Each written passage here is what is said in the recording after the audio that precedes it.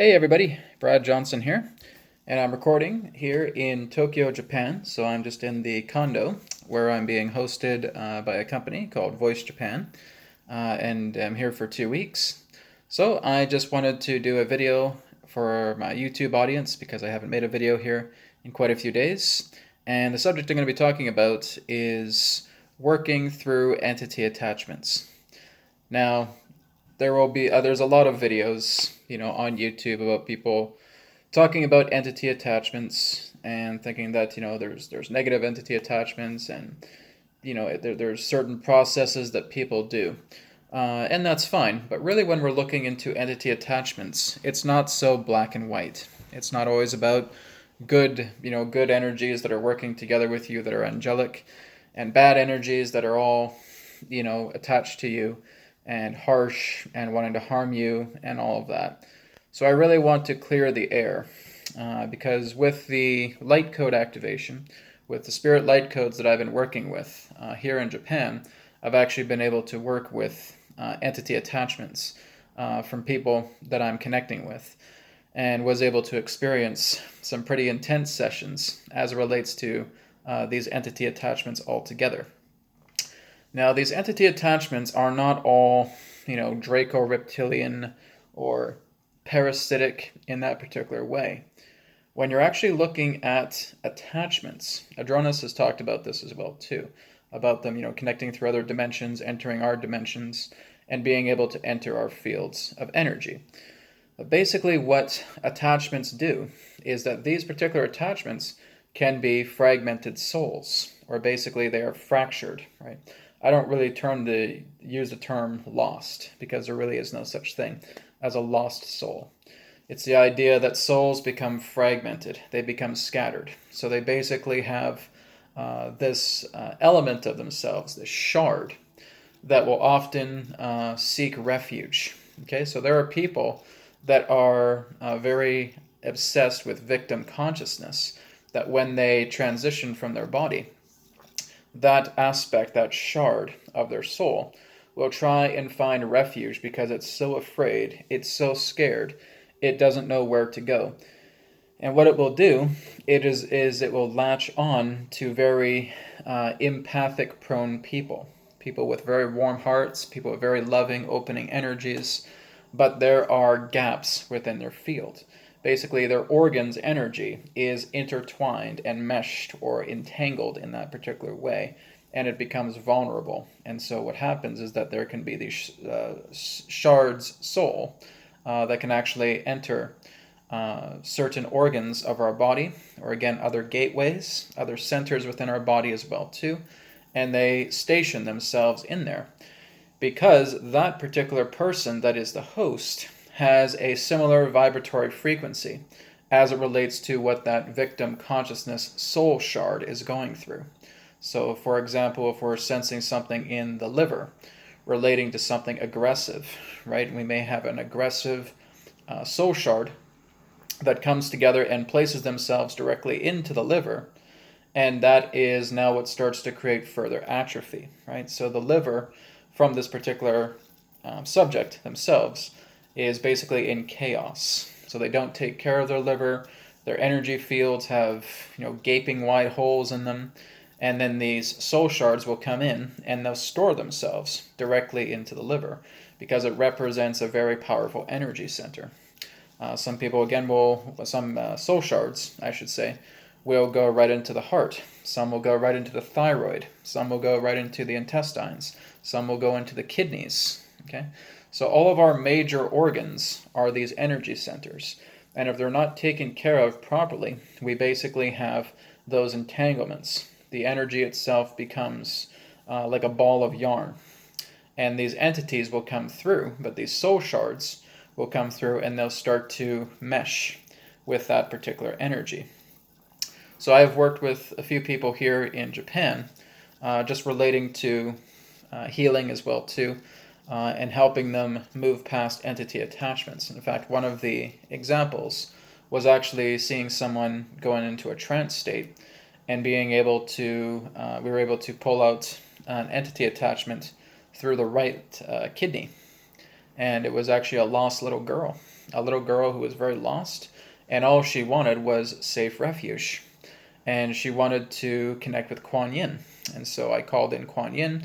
Kuan Yin came, took her, and just elevated her back into the light.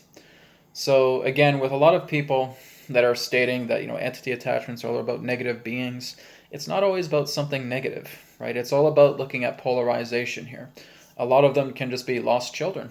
Some of them can just be people who are so afraid of what has happened to their physical body, they don't know where to turn, and they want to find safety. They want to find a sanctuary within another's body, or within their own energy body, in their energy center.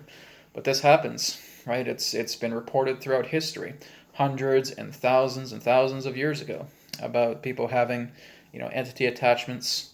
And again, some can be belligerent, some can be aggressive, some can just be very much afraid. But it's based upon the host body. So if the host body is creating an energetic as it relates to a form of fear or anxiety, right? Those are ideal in the kidney centers. Okay, so the kidney centers can become congested based upon the fear and anxiety that one is experiencing. And so these soul shards will actually go directly into the kidneys because they represent a magnetic cohesion. They go in there and they feel safe because they are going into the kidney centers. They're feeling like they're safe. They're inside a host body, and they don't have to worry about feeling like they are wandering aimlessly, right? Where they don't have assistance. But at any particular moment, those soul shards can ask for help. They can ask for assistance, but they choose not to because they want to remain in the refuge of a person. But because that's not compatible, that's going to wreak havoc with the host body.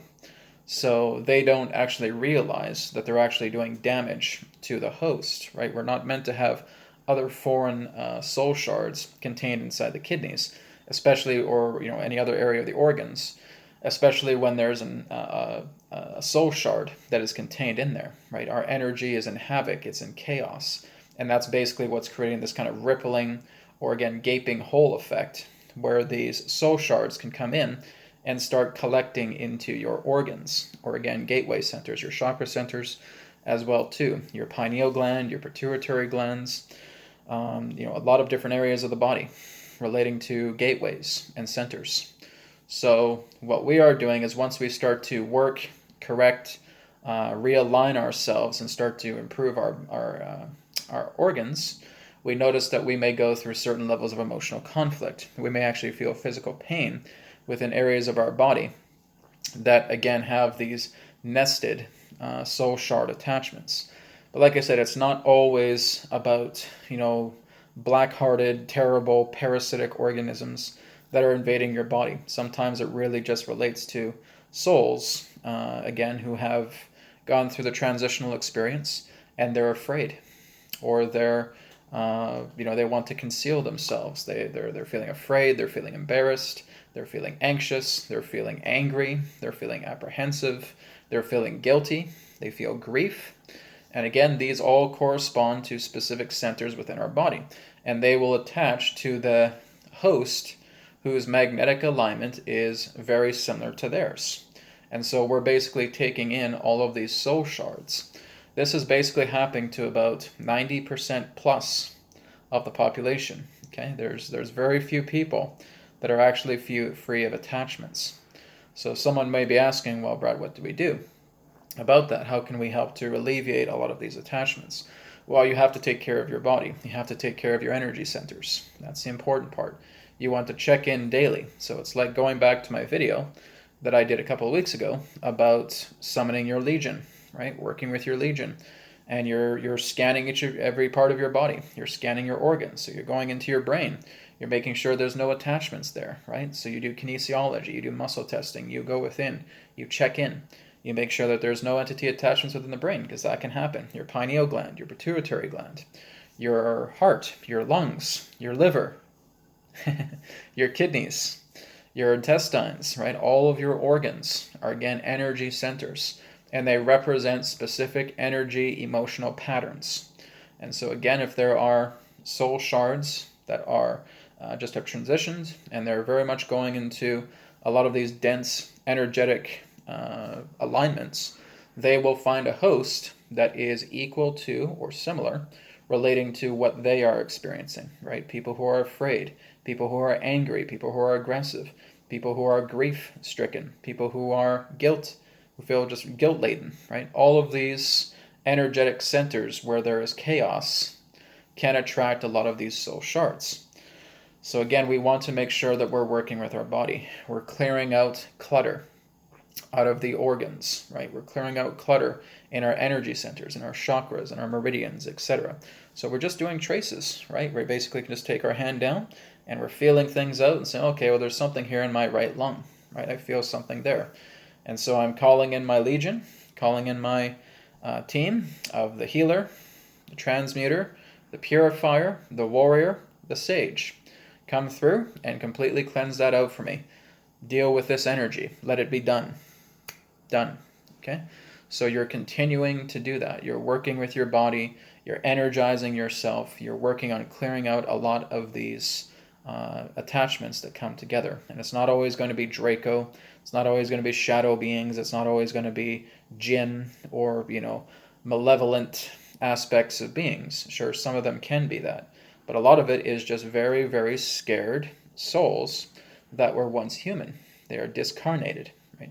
So we have discarnated soul shard projections magnetizing into areas of our body to where we are vulnerable because there is a cohesion magnetic relating to that aspect of clutter and relating to that aspect of horrific trauma that we too may be experiencing in our own way.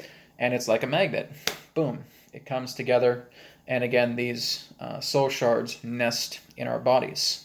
And so we're clearing that out. We're clearing all of that energy out. We're just telling them, you don't belong here. You need to go back to where you are. Go back to source energy. Go back to the light, right? And you're getting your team to deal with it. Your team comes in, they sweep in, and they take it out. Like I said, whenever you're talking to these beings who, again, have very high victim consciousness, they don't want to leave because they feel like they feel like a little bird inside a nest, right? They've nested because they're like this and they're just so afraid and they don't want to come out and say, no, I don't like it out there. It's dark, it's scary, etc., etc., etc. And if you do notice that something like that happens, you talk to the energy. You say, well, what would you like to do? Where would you like to be right now? I just want to be where it's safe, where it's safe, where it's safe. Okay, spirit, boom. Here's a portal. Here's heaven. Here's pure consciousness love. That's somewhere you can go, right? And you're escorting them into the light.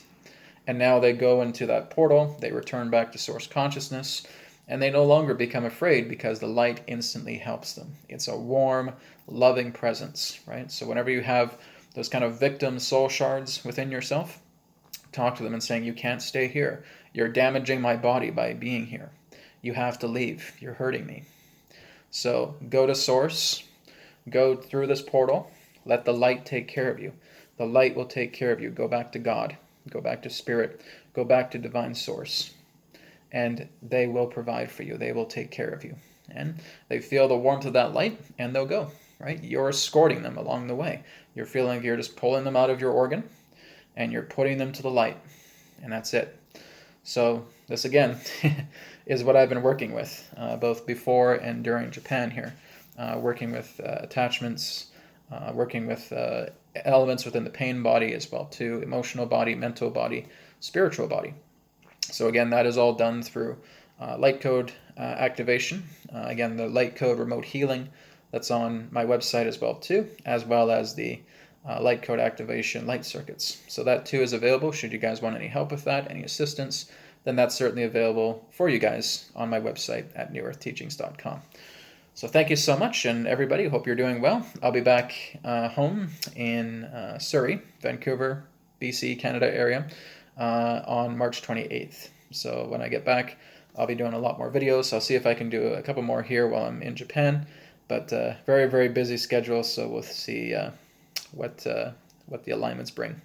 So thank you so much. Hope you enjoyed the video, and I'll speak to you all again in another perspective of the now. Take care. Namaste.